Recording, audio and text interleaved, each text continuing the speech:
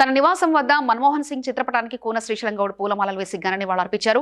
ఈ సందర్భంగా శ్రీశైలం గౌడ్ మాట్లాడుతూ భారతదేశ చరిత్రలో మొదటిసారిగా రుణమాఫీ పరిచయం చేసిన మహోన్నతుడు మన్మోహన్ సింగ్ అని 2008లో దేశవ్యాప్తంగా 3 కోట్ల మంది రైతులకు 72,000 కోట్ల రుణమాఫీ మన్మోహన్ సింగ్ హయాంలో జరిగిందని తెలిపారు.